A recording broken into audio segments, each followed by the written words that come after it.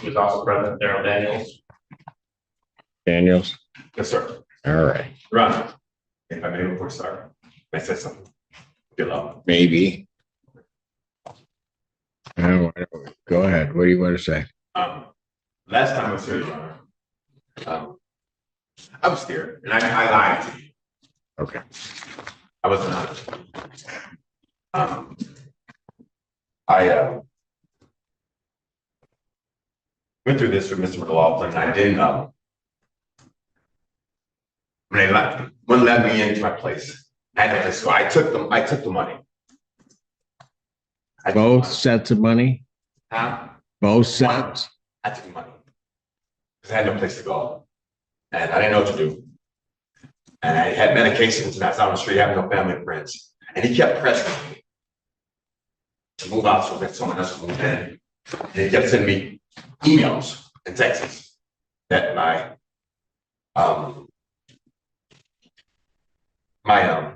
security deposit was going down.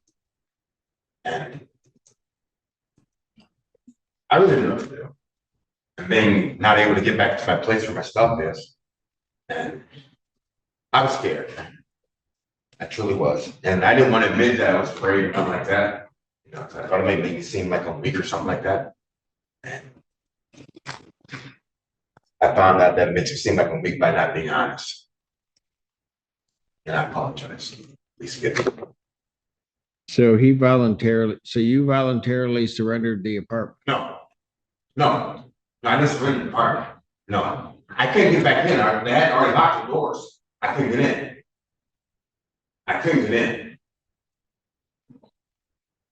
They're standing there. I couldn't get in. So what are you claiming you lied about? I accepted the $400. Which $400? There's only one. Well, no. My understanding is there's two $400. That's what they're trying to say. Okay, so which $400 did you lie about? A video that they have showing them giving me $400. This video from Mr. McLaughlin's agent. Yeah, you took that $400. Yeah. They came down the stairs and they gave it to me.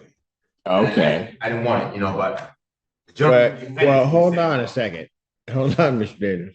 So you took that $400, and that was the $400 where you agreed to surrender the unit. No, I didn't agree to surrender anything. Then why were you getting the $400?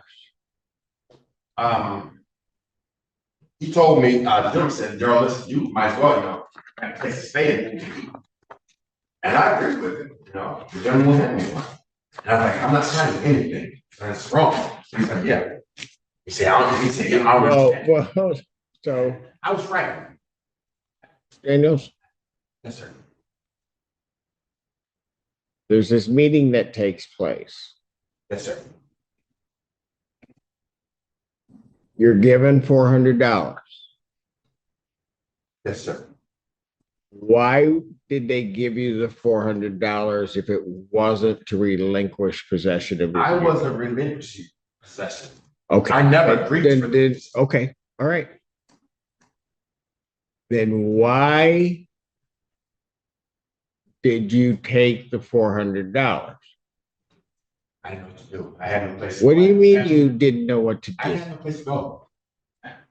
And I don't want to stay on the streets. Mr. Daniel, yes, sir. What you're saying, it doesn't make any sense. I made a mistake. So, you need to start telling the truth. I took it because I didn't have no place to go. I didn't have no money to get food to eat. I had medications that I had to have. And Mr. Daniel, you had a place. They said, so here's what you told me. The door was locked. I was locked out. I didn't have the keys to the place. The locks were changed. I had no way of getting in. And if you show the video properly, even the front door was boarded shut. It was X across with wood. I couldn't get in. The locks were changing all that. I come around to the back, and there they are standing at the back door. And I'm like, listen, let me in. And they're like, no. And it's like. This is the point where things start going wrong for the defendant. They admit they lied in court, blaming fear and stress, but now they're trying to change their story. The judge immediately pays attention to the $400 because money always has a purpose in court cases. The judge stays calm, but you can tell their patience is fading. Once someone admits lying, their honesty is questioned. From here on, the case turns into a test of truth. I panicked, I was scared, it's like, no excuse. I do a lot of mental illnesses, mental things, and I thought that they were all coming at me anyway. They had broken into my home while staying there, and the tenants that stayed there, I told Mr. McLaughlin, he's like, so what you want me to do? And I was afraid, honestly. But I was afraid that I was afraid that I would react in a way that I wasn't supposed to. I didn't know what to do, honestly. I didn't. Truthfully, I didn't know what to do. And not thinking properly, and thinking that I would be smarter than them, accepting it and still coming to report against them for what they've done. That's what I thought. I've been truly, at the time, everything was happening. I was panicking and didn't want to go through it, didn't want to go on the streets, didn't know what's happening. And they offered money, and I said, okay. I thought I was being smart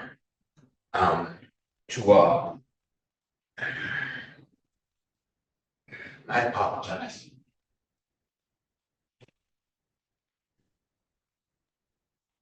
I didn't know what I was doing.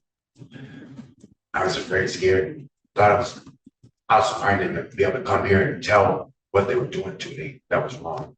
Because I was already locked out. The locks were already changed. I thought I was fine. I did. I apologize.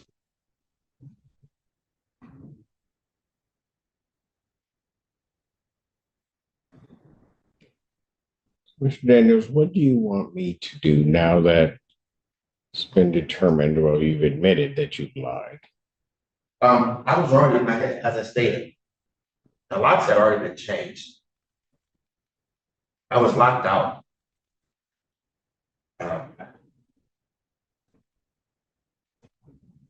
I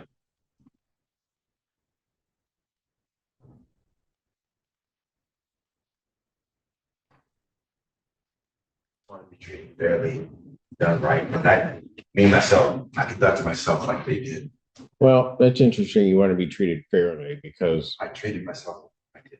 Well, quite frankly, this isn't about you because you came here on the date the hearing was set. Mr. McLaughlin was not here. You told me they had locked you out, yes, that you could not get back in your yes, premises, yes, and all of that, right? Yes. That basically he had resorted to self-help. Yes. What that led the court to do was to then set, but now I understand why Mr. McLaughlin wasn't here because you had surrendered the apartment. No, the doors were already locked. The locks were already changed. The locks were already changed. So then I show cause Mr. McLaughlin to come in. He files an answer. He files a response. Yeah. We are back here. You go and get legal services. Yes. Mr. Henry appears. Yes. And at that hearing, you continued to maintain that you were locked out. Yes. Yes. And specifically told me that you didn't take the $400. I lied. I know. We get that you lied. But that you didn't take the $400, that they locked you out, that then there wasn't this period in time afterwards. Yes. You got community mental health because of that to put you up. Yes. So other monies got paid on your behalf. Yes.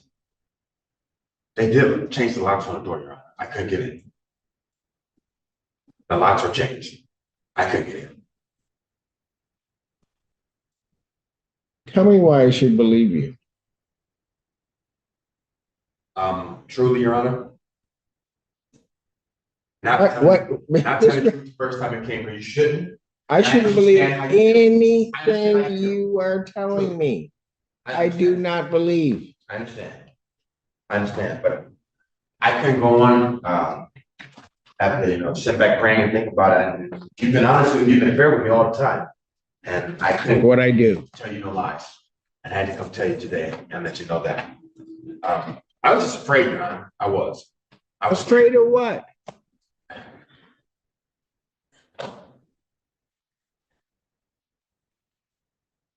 I don't know, everything. I was locked out and the locks have changed already when they gave me the money. They're already changed. I'm locked out. And I thought I was based, I don't know. I'm supposed to have a stupid.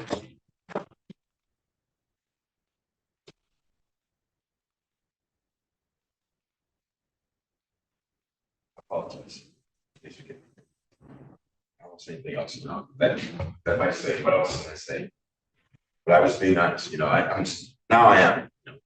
I like you. You know something? Not only did you lie to me, you recall.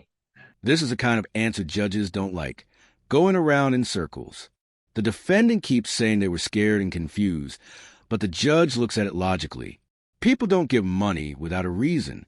If the payment wasn't for leaving the apartment, then why take it? The judge doesn't raise their voice, which makes it even more serious. This kind of calm doubt usually means the judge is already deciding. At the last hearing, I had my bailiff put Mr. McLaughlin under oath, and we put you under oath. Yes, sir. Yes, sir. Mr. McLaughlin maintained the same story that he basically put in his written communication and what he had said. He didn't have everything with him. He said he had a video and wanted to make sure that he could bring it next Mr. week. McLaughlin have not been honest. Oh.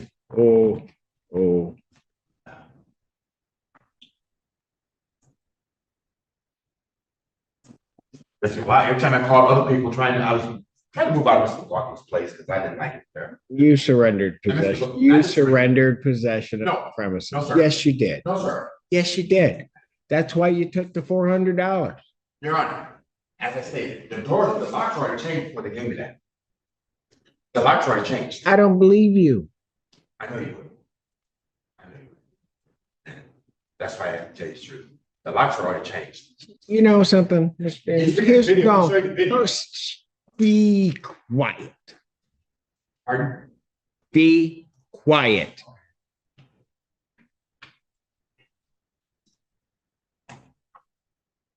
You lied to this court when you came here, caused me to file an order to show cause, got Mr. McLaughlin in. Mr. McLaughlin had to file an answer to it, find all of that information, do all of that. You go to legal services, they in good faith, Mr. Henry decides to represent you because you're saying that you've been locked out of the premises. We get here, for the second time that you've been here, Mr. McLaughlin was only here the one time, but we all get here, put you under oath, you give me your story, the story you give me, you lied. Now, in that same time, you are also lying to Community Mental Health, who is paying to put you up as though you had been locked out. You were not locked out. Locked out. No, I'm you weren't. When he gave me, if to show the video, I go up the stairs. I'm beating on the door to get in. And I said to the gentleman, now they give me $400. The locks are already changed. If that were the truth, yeah. then why wouldn't you have told me that you got the $400? I'm just saying that I took it, because I had a place to go. Why would you? I apologize. I have no excuse. I have no excuse. Your story I was just hungry, keeps and I was changing. Your story keeps changing. I was hungry when I was here, and I had medication stuff that I didn't have, and I had no place to go. I had no family friends. That's what I'm saying. I had no place to go. As he shows the video, I come, the door's already locked, the lock's already changed. They've already changed the locks. The locks are already changed. And that gentleman come down and give me $400. The locks are already changed on the door. I couldn't get in.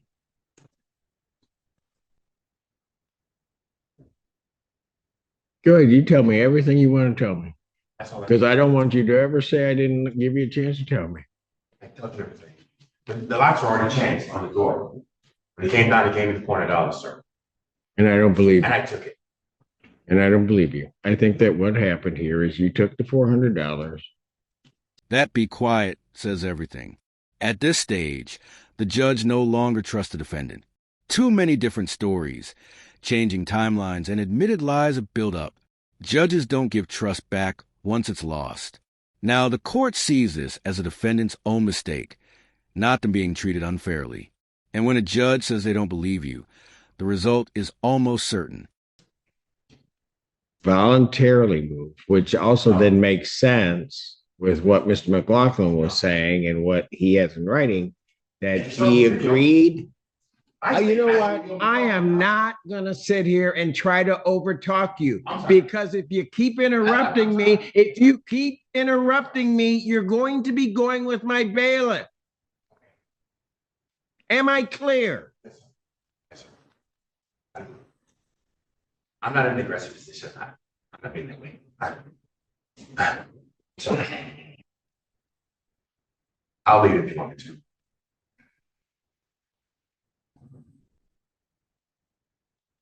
Sorry. The reason you took the $400 is because you voluntarily surrendered the premises. That's what the court's going to find, that you did that. And that the court also believes that you took the additional $400 that was later on given to you. It all makes sense. That's why Mr. McLaughlin said, I will keep, and it's in writing in a text, that he would allow your property to stay there for a month. And then he gave you more money. And you're just taking money and then coming to court, causing everybody all kinds of problems. I'm not doing. Oh, no, you don't even have any idea. I took lunch. Sorry. You keep interrupting me, so I'm done. I didn't interrupt. I apologize. I find that there was no lockout.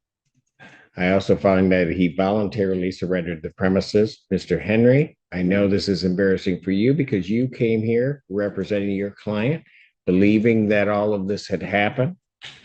I find you and have found you always to be an honorable attorney and always put good faith arguments. And you properly did the right thing once you determined your client was an absolute liar. And that is, you filed your motion to withdraw.